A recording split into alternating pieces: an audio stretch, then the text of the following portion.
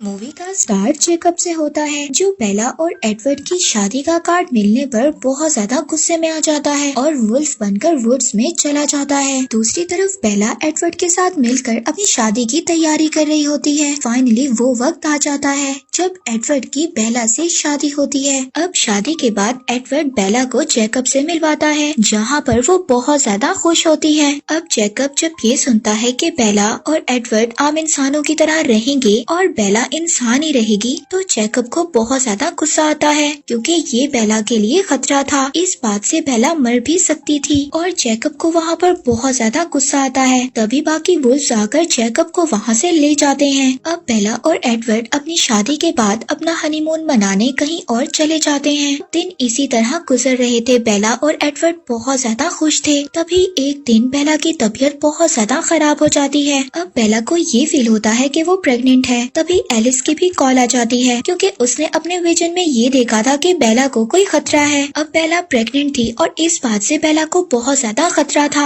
Edward बेला से कहता है, हम वापस जाएंगे और मिस्टर कलन को इस बात का बताएंगे। अब इस बात पर बेला रोसेली को कॉल करती है और उसको अपना बॉडीगार्ड बनने का कहती है, ताकि उसके बेबी को कोई भी कुछ ना कर सके। दूसरी तरफ जैकब जब बेला के फादर से मिलने आता है, तो उसके फादर जैकब को बताते हैं कि बेला की तबीयत कुछ ठीक नहीं है। ये सुनकर जैकब को बहुत ज्यादा गुस्सा आता है और वो कलन्स फैमिली के पास चला जाता है। अब जब वो वापस आता है तो उसको पता चलता है कि बेला प्रेग्नेंट है और बेला 2 वीक्स में ही फुल प्रेग्नेंट नजर आ रही थी। अब बेला की तबीयत इस बात से बहुत ज्यादा खराब थी। बेला बहुत ज्यादा वीक नजर आ रही थी। अब एडवर्ड जैकब को अलग लेकर जाता है और उसको बताता है कि बेला चाहती है कि वो अपने आखिरी वक्त में वैम्पायर बन जाए। एडवर्ड जैकब को कहता है कि वो बेला को समझाए ताकि बेला अबॉर्शन करवा ले और उसकी जान बच जाए। एडवर्ड जैकब को ये भी कहता है, अगर बेला को कुछ हुआ तो जैकब उसको मार सकता है। अब जैकब बेला को समझाने आता है, मगर बेला किसी की कोई बात भी नहीं सुनती। जैकब हमेशा की तरह बेचारा मायूस होकर वहाँ से चला जाता है। अब जैकब जब बाकी वुल्फ से मिलता है तो सभी वुल्फ ये डिसाइड करते हैं कि वो बेला को मार देंगे, क्योंकि बेला का बेबी जब इस दुनिया में आएगा तो वो ह्यूमन ब्लड को रेजिस्ट नहीं कर पाएगा। मगर जैकब इस बात से एग्री नहीं करता, क्योंकि अभी भी वो बेला को प्यार करता था और उसके हिसाब से अभी भी बेला की कोई भी गलती नहीं थी। जैकब का फ्रेंड दूसरा वुल्फ कहता है कि अगर वो बेला को नहीं मारेगा तो वो उसका बेबी मार देगा। अब ये सब देखकर जैकब वहाँ पर बाकी वुल्फ्स को छोड़कर आ जाता है और उसका एक फ्रेंड भी जैकब के साथ आ जाता है। अब जैकब अपने फ्रेंड के साथ कलन्स को वार्न करने चला जाता है। दूसरी तरफ बेला की प्रेगनेंसी तेजी से बढ़ रही थी, पर तभी एडवर्ड को जैकब की एडवाइस याद आती है। जैकब ने ये कहा था कि बेला का बेबी ब्लड के लिए क्रेविंग कर रहा है। बेला ये सुनकर अपने बेबी के लिए ब्लड पीने को भी तैयार हो जाती है। अब मिस्टर कलन बेला के लिए ब्लड लेकर आते हैं, जो उन्होंने हॉस्पिटल से चोरी किया था। जब बेला ब्लड पीती है तो वो अच्छा फील करती है। इसके बाद वो अपने फादर को कॉल करती है और ये कहती है कि वो ट्रीटमेंट के लिए स्विट्जरलैंड जा रही है। अब तभी एडवर्ड वहाँ पर आता है। वो बेला की बेली को टच करता है और बेबी के थॉट्स पढ़ने की कोशिश करता है, जिस पर वो दोनों काफी अच्छा फील करते हैं और एक अच्छा मोमेंट शेयर करते हैं। दूसरी तरफ mister and Mrs kiln Jacob को बताते हैं कि उन्हें हंट की जरूरत है, बेला के लिए भी और अपने लिए भी। जैकब उनको कहता है कि ये बिल्कुल भी सेफ नहीं है, लेकिन mister and Mrs kiln Jacob से कहते हैं कि इनके पास कोई और रास्ता नहीं है। अब जैकब उनकी हेल्प करता है। वो बाकी वुल्व्स को डिस्ट्रैक्ट करता है और बाकी वैम्पायर्स हंट के लिए निकल जाते हैं। अब जैकब के वापस आने पर बेला सबसे बच्चों के नाम डिस्कस कर रही थी। तभी बेला की बैकबोन टूट जाती है। अब वो लोग मिस्टर कलन के बगैर ही बेला को सी सेक्शन के लिए ले जाते हैं। अब बेला को यहाँ पर एक बेबी गर्ल होती है। बेला और एडवर्ड दोनों मिलकर अपनी बेटी का नाम रेनिस्मी रखते हैं। एडवर्ड बेला को वैम्पायर में चेंज करने की कोशिश करता है, मगर बेला रिस्पॉन्ड करने की बजाय मर जाती है। ये एक बहुत ही ज्यादा इमोशनल मोमेंट होता है।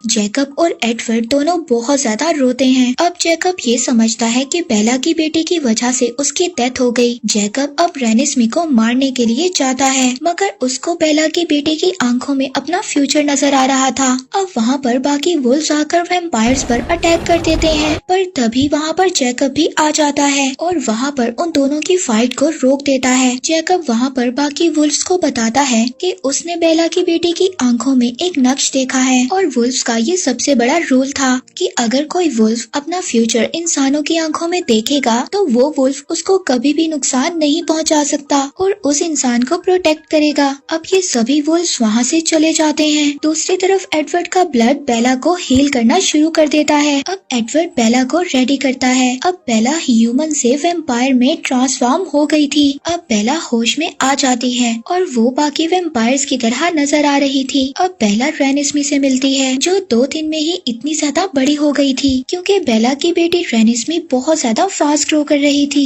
तभी बेला को रेनिस्मी को देखकर ये पता चलता है कि जैकब ने रेनिस्मी की आंखों में अपना फ्यूचर देखा है, जिस पर बेला बहुत ज्यादा गुस्सा होती है और जैकब को मारने लगती है, मगर जैकब बेला को समझाता है। अब उसी रात बेला की बर्थडे थी। सभी कलन्स फैमिली मिलकर बेला को एक हाउस गिफ्ट करते हैं जिसमें बेला और एडवर्ड दोनों रात गुजारते हैं और बहुत ज्यादा खुश होते हैं। अब नेक्स्ट मॉर्निंग बेला को ये पता चलता है कि उसके फादर उसके लिए रोजाना कॉल करते हैं, जिस पर सभी वैम्पायर्स ये डिसाइड करते हैं कि बेला के फादर को ये बता देंगे कि बेला की डेथ हो गई है, मगर उसके बाद वो लोग ये टाउन छोड़कर चले जाएंगे। अब जैकब इस बात से डर गया था कि वो रेनिस्मी से दूर हो जाएगा। तभी वो बेला के फादर के पास जाता है और उनको बताता है कि जैसी दुनिया आपको नजर आ रही है वैसी बिल्कुल नहीं है और बेला अब चेंज हो गई है। ये कहकर वो खुद वुल्फ में बदल जाता है। अब ऐसा करने से कलन्स फैमिली को बेला के फादर से झूठ नहीं बोलना पड़ता और रेनिस्मी भी जैकब से दूर नहीं होती।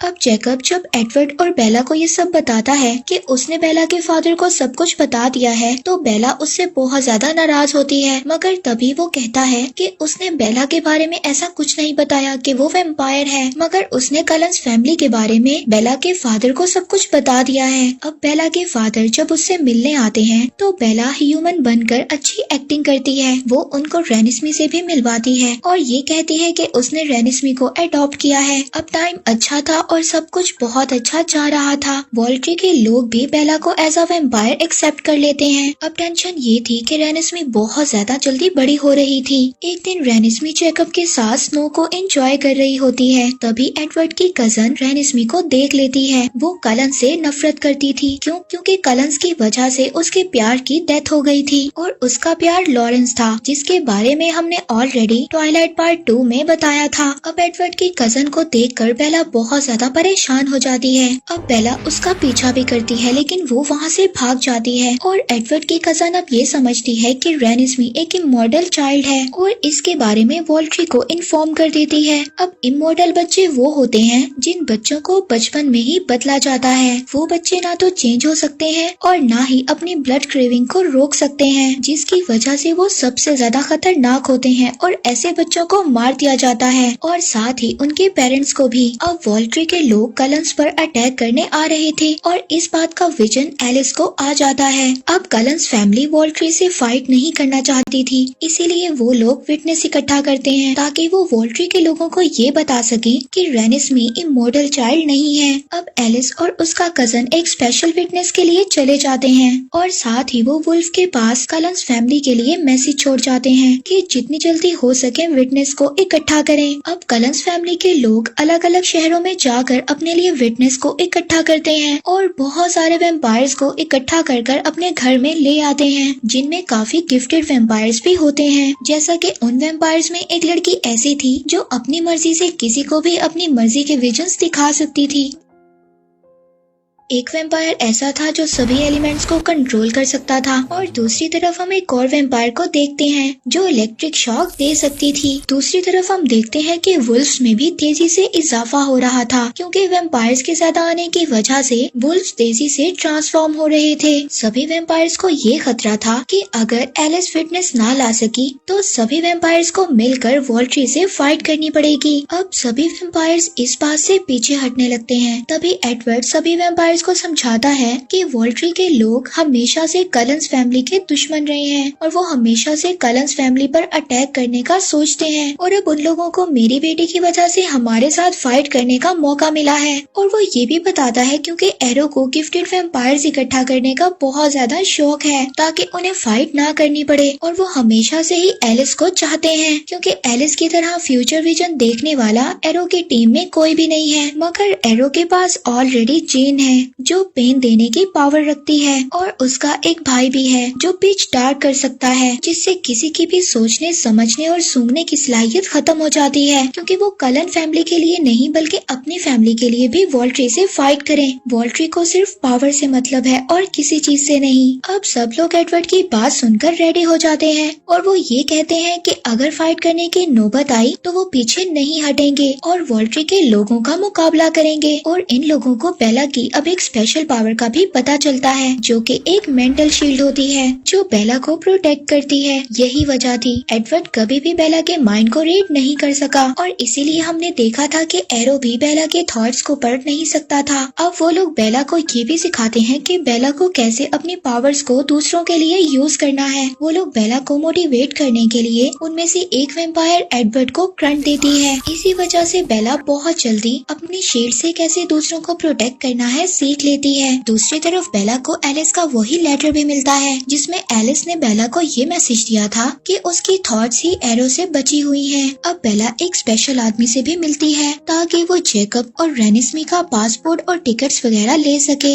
ऐसी सिचुएशन के लिए वो तैयार कर रही थी कि अगर रेनिस्मी के ऊपर कोई भी खतरा आया तो जेकब उसको एक सेफ जगह पर लेकर जा सकता है। अब रात को सभी वैम्पायर्स अपनी फैमिली के साथ एक अच्छा टाइम स्पेंड करते हैं, क्योंकि वो लोग ये नहीं जानते थे कि सुबह को वो लोग जिंदा भी होंगे या नहीं। अब नेक्स्ट मॉर्निंग सब लोग खड़े होते हैं और वहाँ पर वॉल्ट्री के लोग भी आ जाते हैं जिनके साथ एक बहुत बड़ी आर्मी होती है। उसी दौरान वहाँ पर वुल्व्स भी आ जाते हैं। अब मिस्टर कलन वहाँ पर एरो को समझाने की कोशिश करते हैं। वो एरो को ये समझाते हैं कि रेनिस्मी इमोर्टल नहीं है, और एरो जब एडवर्ड का हाथ पकड़ता है तो उसको ये बात समझ भी आ जाती है कि एडवर्ड सच बोल रहा है। अब एरो रेनिस्मी से मिलने का कहता है, जिस पर जेकब, बेला और एडवर्ड रेनिस्मी को एरो से मिलवाने जाते हैं। रेनिस्मी जब एरो को टच करती है तो उसको ये बात पता चल जाती है कि रेनिस्मी हाफ इमोर्टल और हाफ मोर्टल है, जिस पर वॉल्ट्री के लोग एडवर्ड की कजन को मार देते हैं, जिसने ये खबर दी थी कि रेनिस्मी इमोर्टल है। पर तभी जब एडवर्ड की कजन को मरता हुआ उसकी फैमिली देखती है तो वो वॉल्ट्री के लोगों से फाइट करने की कोशिश करती है। जेन वहाँ पर एडवर्ड को पेन देती है, मगर बेला एडवर्ड को अपनी शील्ड से प्रोटेक्ट कर लेती है।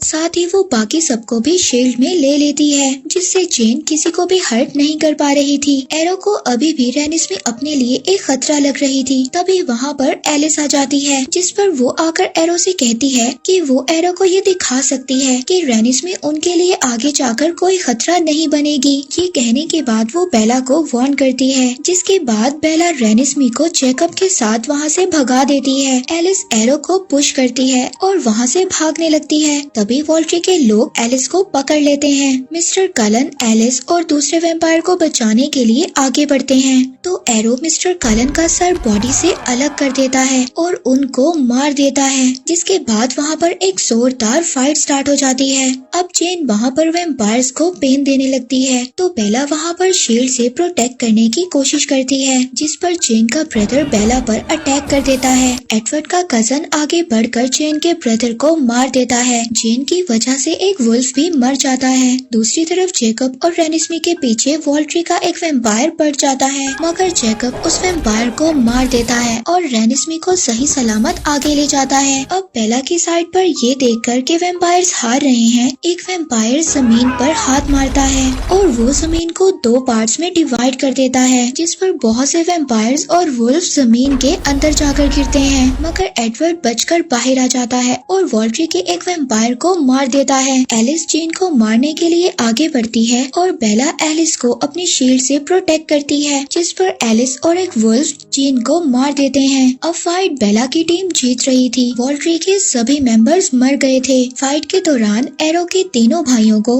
एडवर्ड की कजन अपनी बहन का बदला लेने के लिए मार देती है। बेला और एडवर्ड मिलकर एरो को भी मार देते हैं। एरो का सर उसकी बॉडी से अलग कर उसके सर को आग लगा देते हैं, मगर तभी हमें यहाँ पर पता चलता है कि कोई भी फाइट नहीं हुई थी। ये सब तो एरो एलिस का हाथ पकड़कर विजन में देख रहा था, जिसके बाद एलिस वहाँ पर अपने विटनेस को बुलाती है, जो रेनिस्मी की तरह हाफ मोर्टल और हाफ इमोर्टल होता है। वो विटनेस वॉल्ट्री को ये प्रूव करता है कि वो कोई भी खतरा नहीं है और रेनिस्मी भी उनके लिए कोई खतरा नहीं होगी। वो बताता है कि वो ब्लड और ह्यूमन फूड दोनों पर सरवाइव कर सकता है। वो वहाँ पर सबको अपनी एज भी बताता है, जिसे सुनकर बेला और एडवर्ड सुकून का सांस लेते हैं कि रेनिस्मी की ग्रोथ उसके बड़े होने के बाद रुक जाएगी और उनकी ये परेशानी खत्म हो जाती है कि रेनिस्मी बहुत जल्दी ग्रोथ कर रही है। एरो सबको अब ये बताता है कि रेनिस्मी कोई खतरा नहीं है, लेकिन एरो का भाई अभी भी उसको ये कहता है कि वो लोग फाइट करेंगे, मगर एरो अब उन सब लोगों को रोक देता है और कहता है कि खतरे की कोई बात नहीं। अब वॉल्ट्री ये सब सुनकर वहाँ से चले जाते हैं। अब एरो बेला, एडवर्ड और एलिस की तरफ देखता है और उनके गिफ्ट से इम्प्रेस होता है। इसके बाद वो वहाँ से चला जाता है। इसके बाद सब वैम्पायर्स भी कलंस को बाय बोलते हैं और वहाँ से चले जाते हैं। अब एलिस अपने विजन में ये देखती है कि रेनिस्मी जेकब के साथ हमेशा खुश रहेगी और वो सब एक हैप्पी फैमिली की तरह रहेंगे। एलिस का ये विजन देखकर एडवर्ड भी स्माइल करता है। मूवी के लास्ट सीन में हमें दिखाया जाता है कि बेला एडवर्ड को अपनी शील्ड से अपनी पुरानी मेमोरीज दिखाती है कि कैसे वो एडवर्ड से फर्स्ट टाइम मिली थी और उसको ये यकीन दिलाती है कि वो उससे कितना प्यार करती है। और इसके बाद यहीं पर मूवी एंड हो जाती है।